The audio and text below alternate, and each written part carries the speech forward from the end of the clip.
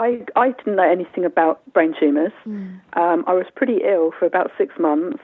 And then all of a sudden, I basically collapsed. I'd been to the doctors 8 times, and I collapsed. I was rushed into the Luton and Dunstable. They found a massive grey, orange-sized area. They then rushed me down to the Royal Free in London, and I was told I had a benign grade 1, thank goodness, because they do get bad. Benign grade 1, and it was the size of an orange. So I was pretty much rushed straight into surgery, but none of the doctors actually diagnosed it. And after the operation, it made me more aware as to I wanted to raise awareness and publicity into it. What were the kind of symptoms you were having before? It's really weird because I'd given birth to my daughter. She was 6 months old when I had the fit and was rushed in. So some of the symptoms were actually associated with postnatal depression. So I was feeling low. I was very confused, quite forgetful, not quite as withered as usual, but it declined slowly. So nobody really picked up on it. But the main things were massive headaches, really, really sore headaches, throbbing in my head. I couldn't quite walk straight. I felt maybe a little bit drunk, even walking. In the end, it got really, really bad, where I actually phoned the doctors crying, saying I could hear things. It was a Lily Allen song that kept coming into my head, Alfie, and it was really, really loud and really vivid. To which point the doctors, in all fairness, they have said they're not psychic, they can't tell, but the doctors actually did say, had I been taking drugs, had I been drinking, it reduced me to tears. It felt like I couldn't go to anyone else for any more help, and then I passed out. And that's how they then found it afterwards. How long did you have to wait then before they wanted to take you in for surgery? Did you have surgery or radiotherapy? Yeah, no, I had surgery. Luckily, it was quite quick because the tumour was very, very big.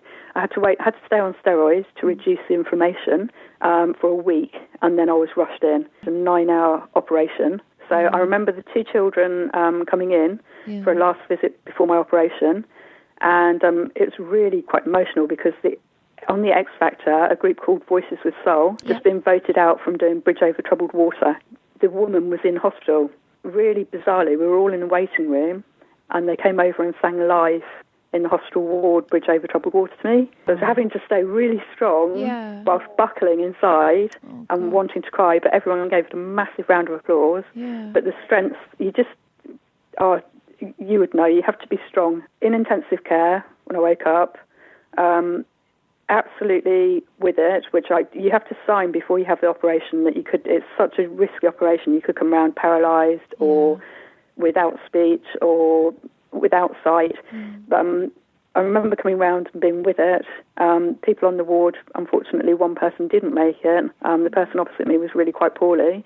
But I was in intensive care for 2 days and then transferred. I begged them to get me onto a normal ward, transferred onto a normal ward, and then the things I was left with were epilepsy, which is finally under control now. I have to take quite a lot of medication, but I haven't had a seizure for a 1.5 years now. Oh, that's good. And the other thing it left me with was short-term memory loss.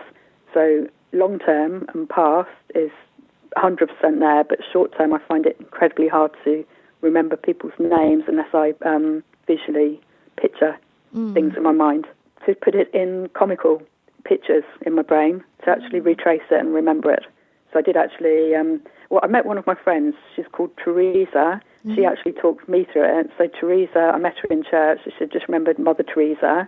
Her surname was Limbury, and she just said, remember limbs buried in the ground. And I've never forgotten her name. Mother Teresa. So that's the only training I had after. But then you suddenly wanted to go and support other people and to tell your story to people. What did you get involved afterwards? I had a massive urge after it happened to create. My main urge was to create more awareness because I really didn't know this was out there or existed. So as we both know, it affects more people under 40 than leukemia or any other cancer, which I wasn't aware of. It only actually gets 1% of all cancer charity money funding towards it. So my urge was just really purely to raise awareness and make people more aware of the symptoms and make people aware that it is out there. It's really serious. After coming through that operation, I'm not bright enough to actually keep on top of stuff. So I went under Brain Tumour Research, so they, as an umbrella group, so I have all of their collateral, and I work under them, Brain Tumour Research, as head first. Oh, brilliant. So I created my own name.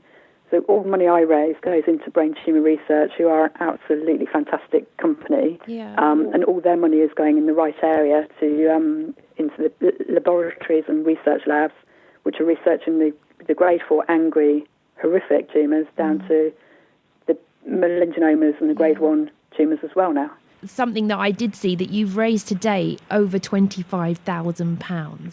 Yes. That's amazing. Yeah. Each 5,000 that you raise for brain tumour research, you're able to put a tile on their wall of hope in one of their centres of excellence, and that's actually quite inspiring. Yeah. So I've now got a few tiles up there, and you feel like you're really doing something. So one of the things you want to help to raise funds is to do these naked calendars. The calendar aspect, I've got a very good friend from years ago, so I'm going to pass you on to her. Sure. I'm so lucky. It's Lorraine Bateman. She deals with children that have had brain tumours, so she had a massive want and desire to do something for brain tumours as well. Wow. But I'll pass you over to Lorraine, because the calendar is her baby, and she saw it through really well. Hi. Hi, Lorraine. Thank you that you've come on as well to tell us about the naked calendars. So why is it that you wanted to get involved in the calendar, really?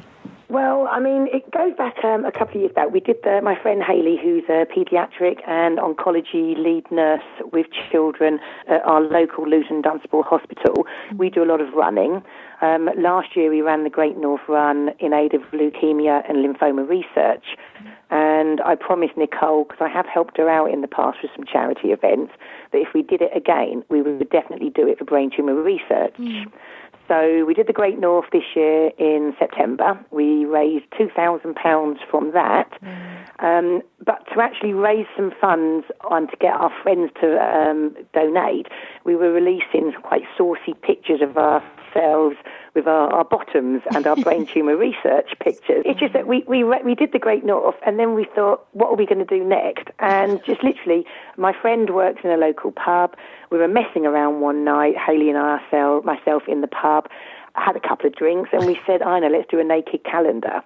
And this chap turned around, a lovely gentleman called Ashley Lewis, and just said, I'm a photographer. Oh, wow. And we were like, yeah, good one, you've overheard us. Yeah. But he is, he's got a fantastic photography company. I've got a friend who runs a local printers, and I've got another friend, Sam, who's a graphic designer. So I knew I had the team of people to actually put it into production. And it was just a matter of making a few phone calls and a few text messages. And I happened to get 16 women and one gentleman who were all prepared to strip off. Oh, it's brilliant. It's so brave because... We had so much fun doing it. I mean, there's 16 people came together, and not everybody knew each other. We now are messaging each other on a group. We're meeting up. We've actually formed a new friendship group from this calendar. And, there are people that never knew Nicole. They didn't know her story. And on the launch night in the pub, everybody was moved to tears because Nicole stood there and explained why we did this calendar. And there were people that took part in the shoot that really didn't know the extent of what she's gone through and what she still is going through. And, there is a serious message, even though we had such a fun way of doing it. Yeah. As a friend of someone that, your friend has a brain tumour, and we don't normally have people that come on here that they're just the friend, it's practically a sister, isn't it? Then how is it as for yourself when she was diagnosed? How did you feel about everything?